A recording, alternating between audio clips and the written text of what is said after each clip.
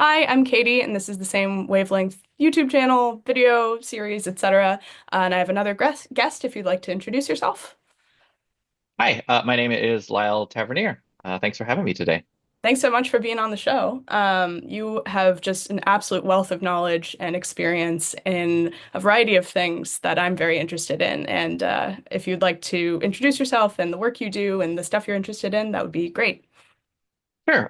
So I'll tell you a little bit about my background. I was an elementary school teacher for 6 years here in Southern California, taught second grade, taught fourth grade, and filled in at other grade levels when needed. I also worked in professional development in the area of educational technology, still within the school district where I worked. And then I spent 14 years at the Jet Propulsion Laboratory, essentially taking the science discoveries and the engineering innovation that was happening at JPL and turning it into lessons that teachers could integrate into their math and science instruction.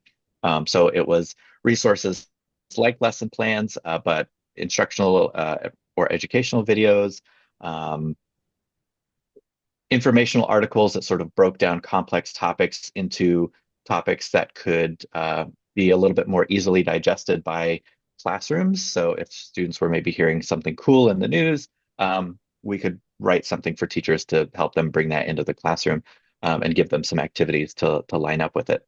Um, and then providing professional development for teachers. So to school, on the weekends, conferences, summer, whenever teachers were available, there were professional development opportunities for them.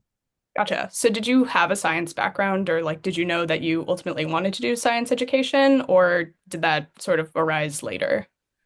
I think subconsciously I knew, but at a surface level, it took me a while to figure it out. So, growing up as a kid, I was always interested in science and math. Those were my favorite subjects in school, and really enjoyed them. I remember going to the library when I was a kid with my mom, and I would always go straight for like the nonfiction section and look for the science books Yep. specifically about space. That's where I was really interested. Um, but when I graduated high school, I went to film school. I Mm. thought I wanted to make movies. I was actually pretty fortunate in high school. I had an English teacher who let me make film responses Oh my instead God. of written papers, to sort of share how I interpreted, something that we had read, and it got me really interested in like that process of um, visual communication through film, video, animation, that sort of thing.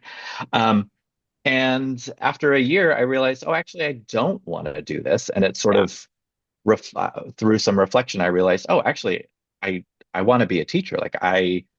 When I was in middle school, I tutored elementary school kids. When I was in high school, I tutored middle school kids, and it just sort of clicked at a certain point, like, oh, this is what I want to do. So I left film school and became a teacher. And while no, became a teacher, went to study to become a teacher. And while I was there, I actually found out about this program that NASA had called the Educator Astronaut Program, where if you were a teacher with X number of math and science credits and 3 years of teaching experience and a master's degree, you could apply to be an astronaut. And I Oh thought, my well, that's God. perfect. So I just filled up as many electives as I could with um, bio and physics and chem, and just like all my friends were like, why are you taking all of these science classes when you don't have to? But for me, it was really interesting. And so that sort of helped bolster that interest in science that I had. I did not get a degree in science, but I had like a little smattering here and there of a lot of different sciences. And then when I was actually a teacher, they changed the program. NASA did. Yeah. So they no longer allowed you to apply if you didn't have a degree in a science field, Ugh, so which was a annoying. real bummer for me. Yeah.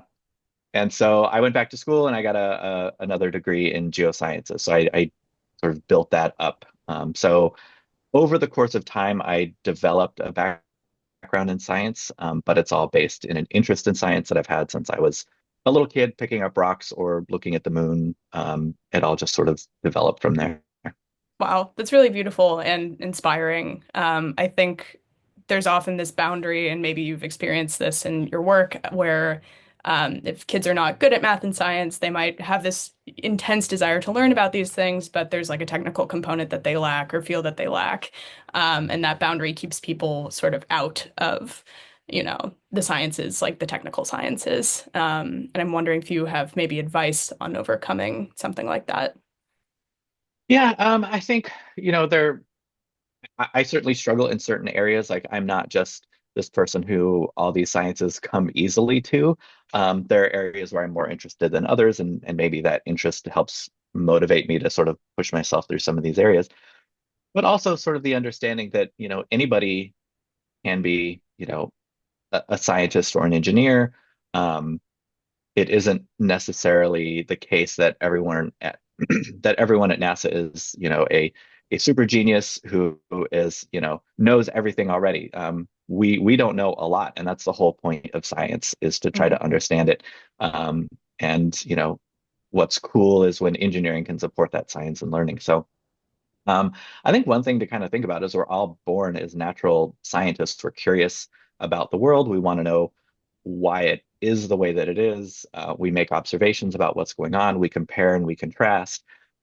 Those are skills that you can apply to science, but you can also apply to lots of different subject areas. So if you think about like the compare and contrast, um, I like it as an example because when you look at a rock on Mars, you are not there physically. You might have an image of it from a robot, and but you can compare it to something here on Earth that you have maybe seen out in the field looking at rocks, and see what's similar, what's different, and if you understand how the processes here on Earth Mhm. create those rocks on Earth, you can uh, apply those same concepts to a rock on Mars and say like, okay, well, if it's rounded like this, that probably means it moved. Whether that was it rolled down a hill or it was pushed by water, those are things that you can kind of figure out.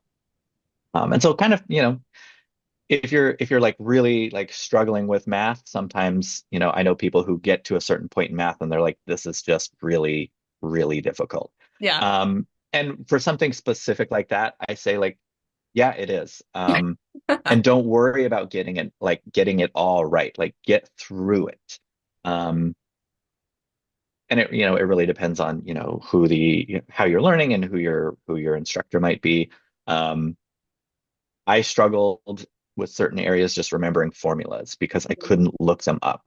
Um, but I don't have to have them memorized now. When I'm outside of the classroom, I don't have to have them memorized. It's like I try not to remember. Well, I shouldn't say I try not to.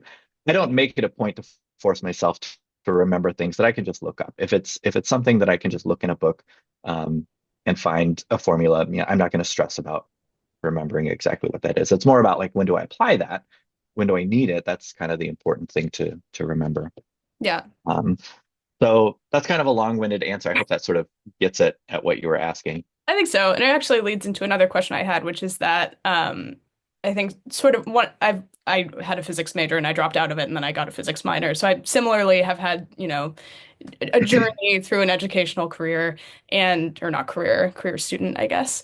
And I think one of the things that I bumped up against pretty quickly was that I think some of the ways that different classes are taught or different fields are taught um, is reliant on like way things have been done for a really long time, and there hasn't necessarily been a ton of innovation on like new ways of teaching or actually studying how students learn better. And I think this era is sort of the one, especially after COVID, where people are really trying to learn how people learn better.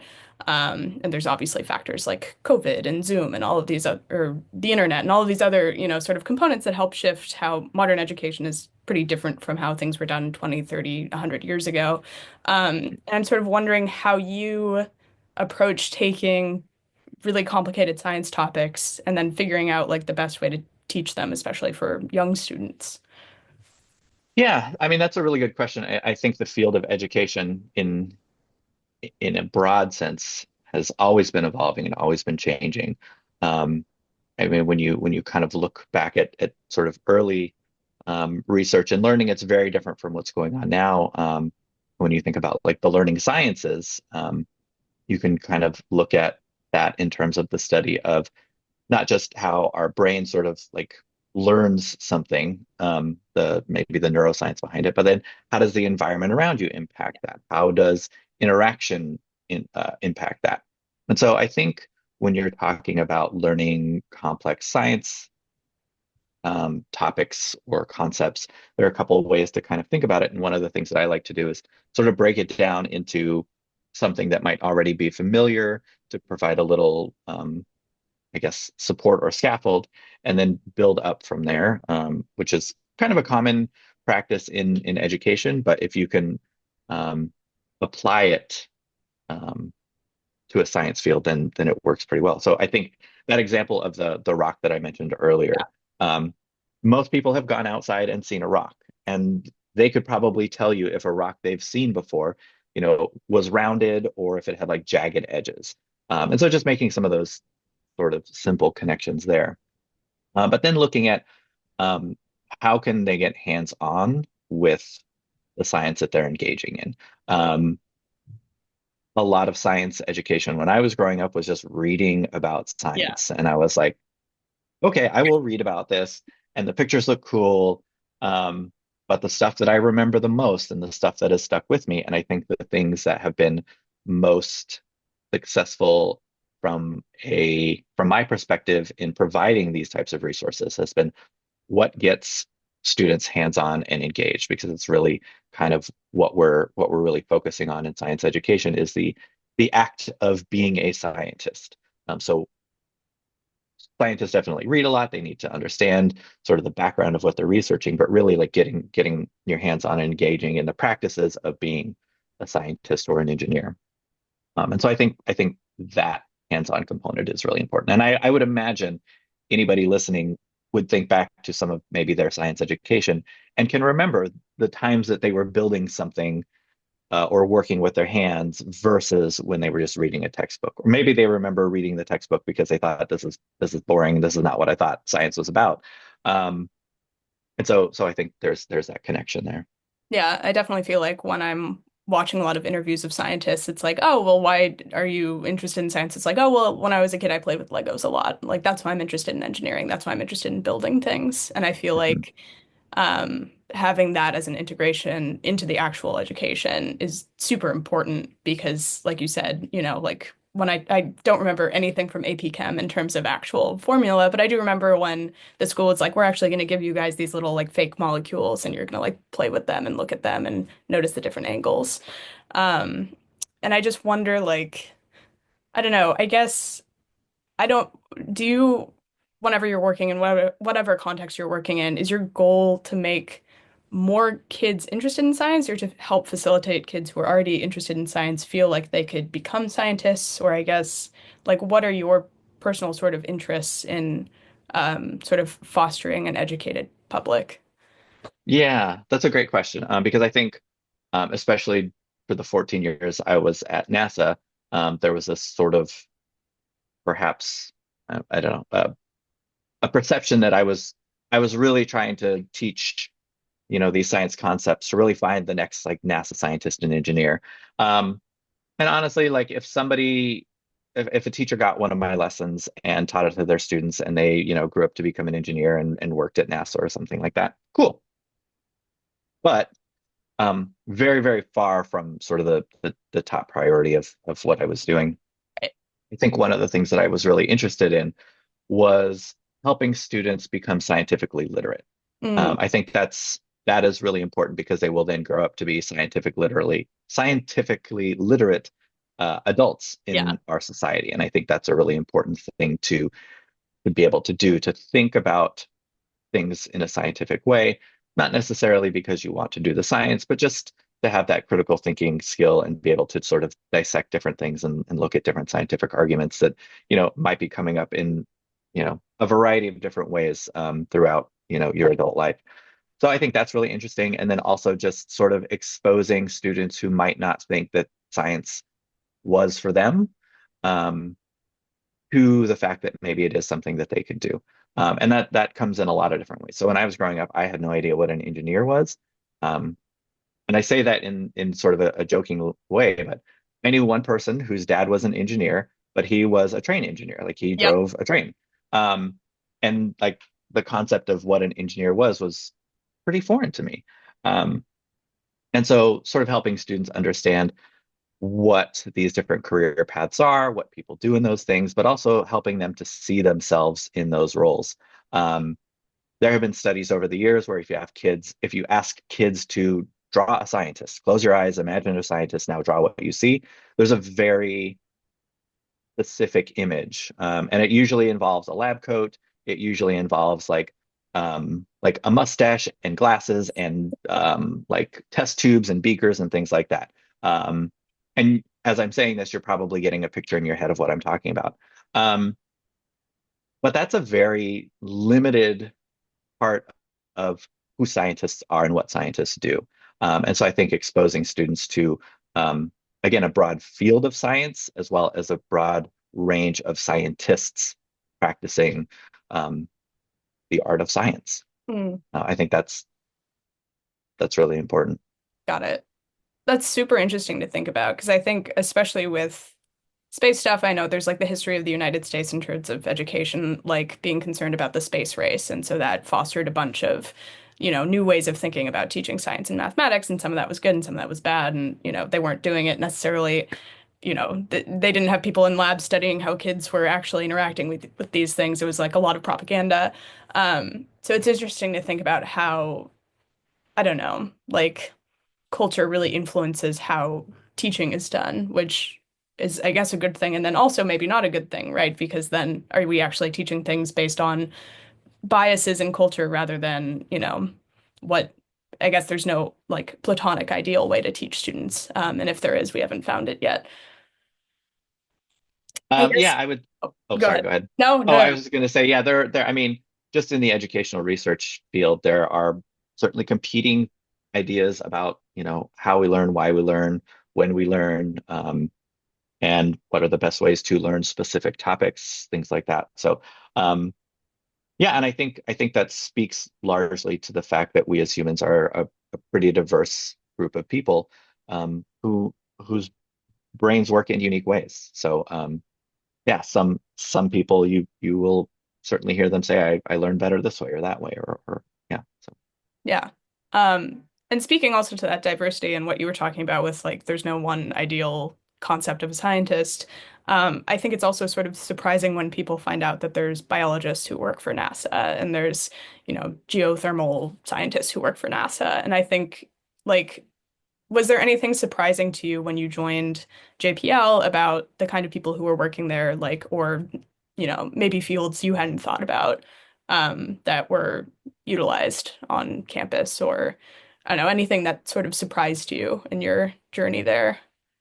yeah, I don't know that there was necessarily something that surprised me.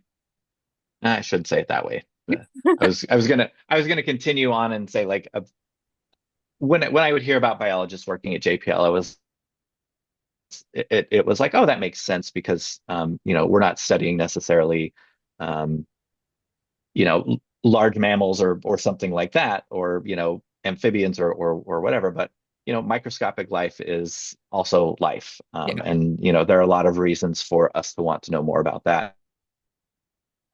Um, when we're studying our home planet, but also when we're studying other planets and moons in our solar system. Um, and so it made sense to me. I think maybe I wasn't expecting it. I think what maybe surprised me the most was how open people were to just sharing and talking about what they were doing because they were just so excited about the work that they were doing. Mhm. They, a lot of them, similar to me and a lot of other people, sort of pinned their early interests in science to a young age. Yeah. And so for a lot of folks, it was something that they had been interested in since they were kids. And um, even as you go through the schooling process and then start your career as a scientist, you might have things that you work on for a very, very, very long time before it really comes to fruition. Um, and so you have to have that excitement and you have to be interested in what you're doing to really kind of make that work. And an example I can give is the InSight mission to Mars, which was a lander on Mars, and it had a seismometer to measure not earthquakes because they don't have earthquakes on Mars, Marsquakes, um, and a few other properties of the planet.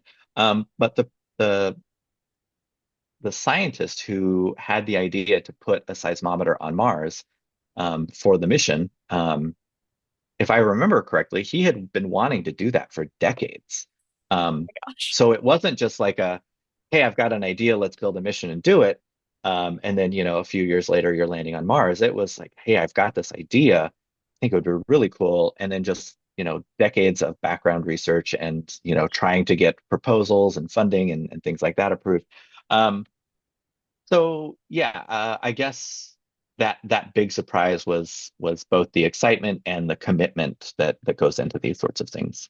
Yeah. I mean, also 14 years is like crazy. Like no one in 2025 stays anywhere longer than a year, at least in my generation. No one can even dream of something like that, and that's also a cultural shift. Um, but yeah, I guess maybe another question this brings up for me is it seems m more difficult than anything to come up with like a hands-on child level experience about space unless it involves like using a telescope because it feels like for biology it's like, oh, you can go like grow a tomato plant. Like what Mhm. can you maybe give a few examples? I don't know if anything's behind red tape of like hands-on things that you were able to teach kids in the classroom that, you would hope would leave an impression.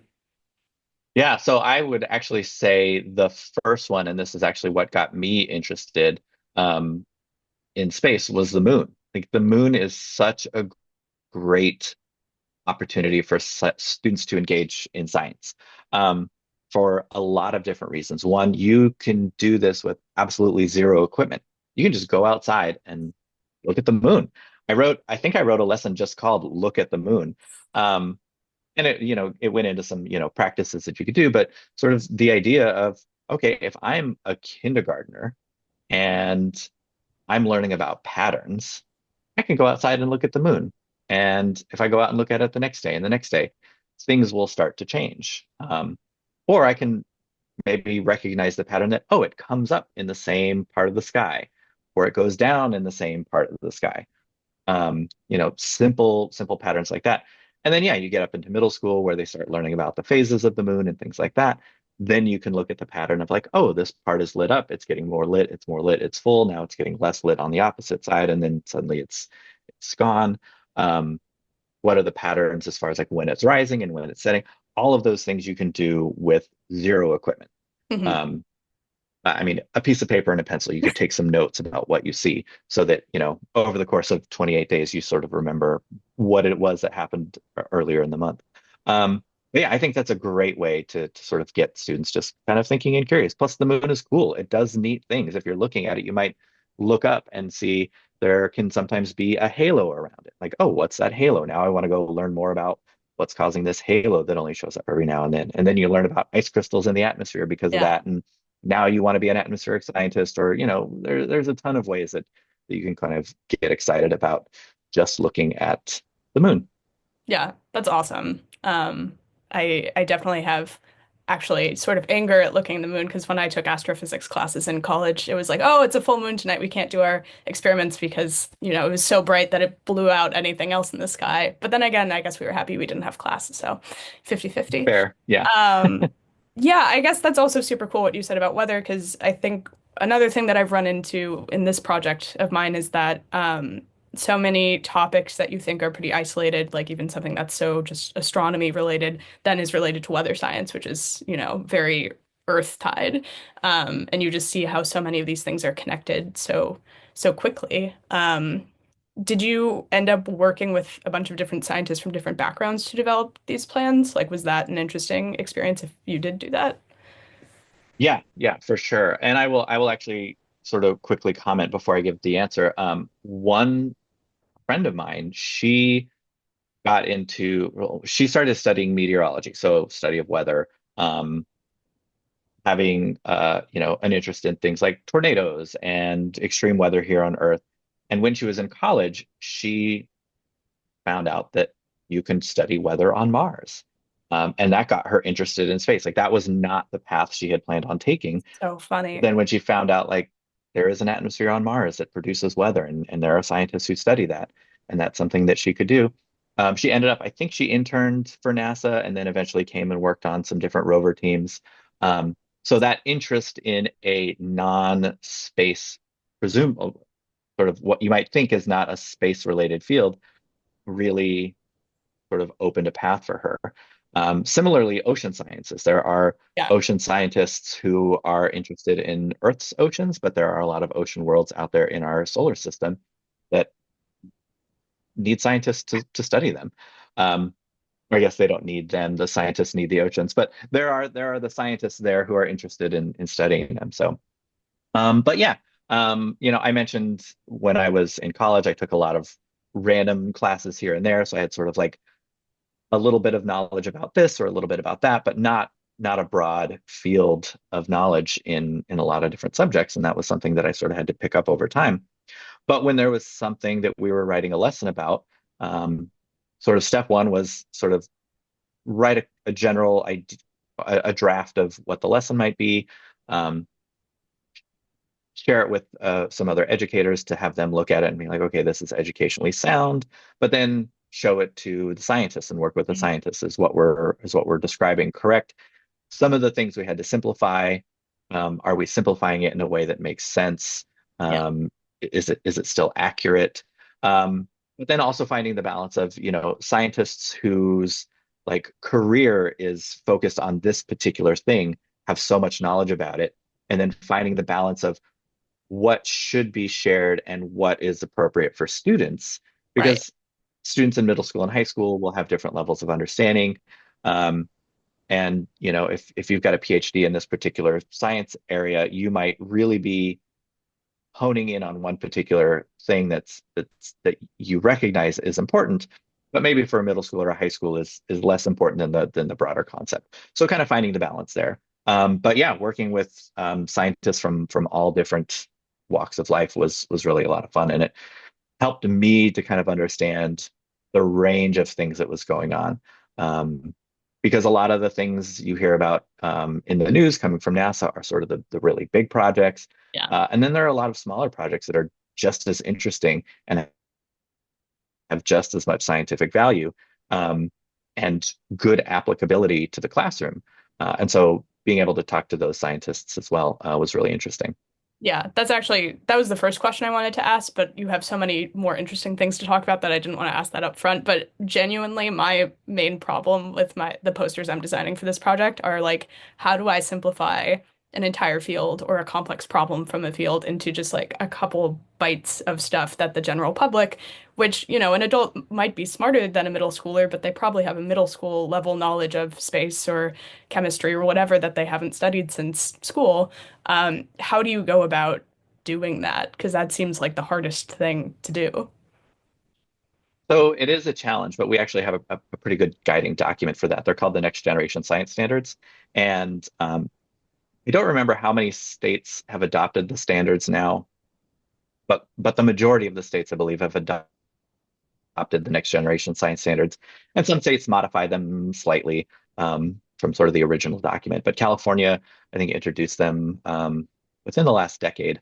Oh, wow. Um, Trying to remember when they were like when they were just introduced and when they were fully implemented. But anyway, the Next Generation Science Standards is a guiding document. So when I'm writing a lesson for teachers, I don't want to write something that is on top of what they already have to do, because I know that teachers have a busy schedule. I know that they're already overworked and overloaded with the things they have to put in the day. So being able to give them something that allows them to teach a particular standard that is in the Next Generation Science Standards for that grade level, but does it in a fun, cool, hands-on way that sort of answers the question of like, when are we ever going to use this? Well, Sure. if you're a scientist or an engineer at NASA, this is a great time to use it.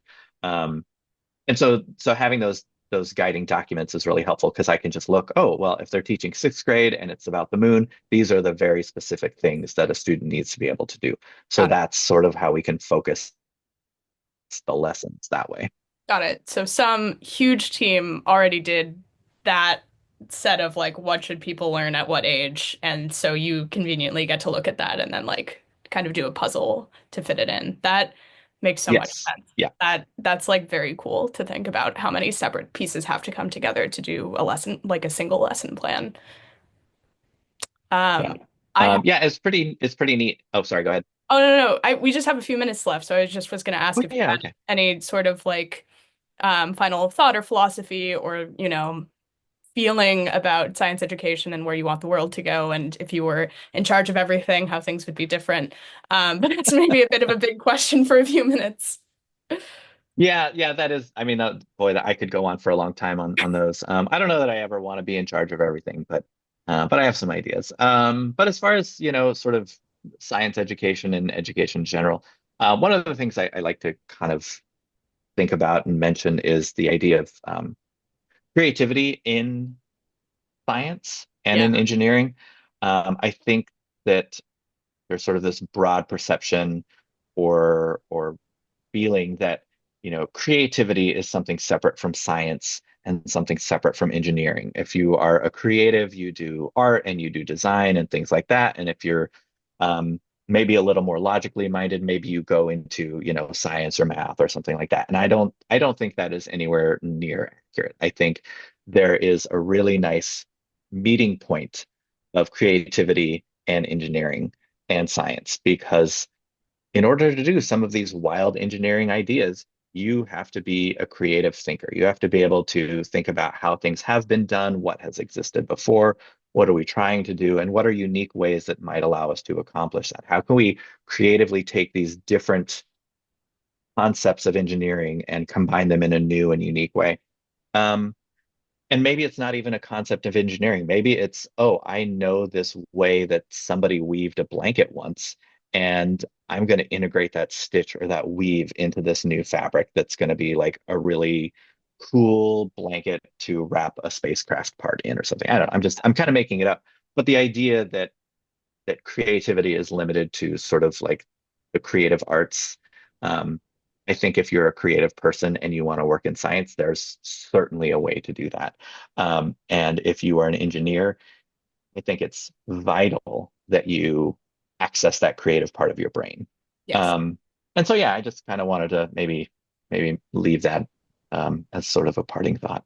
Well, that's my favorite argument. That's actually why the channel project is called Same Wavelength, is that my initial thought was I really wanted to unite the arts and the sciences. And I experienced a lot of backlash in college where, I was minoring in physics and neuroscience and also art. And people were like, well, what are you doing? And I'm like, well, it's all the same. It's all connected. And it's a very biased thing to think these things are in buckets just because we say they're in buckets. So that makes me feel very good that that's a shared opinion.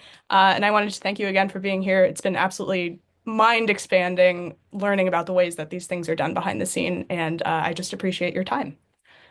My pleasure. Thanks so much for giving me the opportunity to share some of these ideas. Thanks so much. Thank you.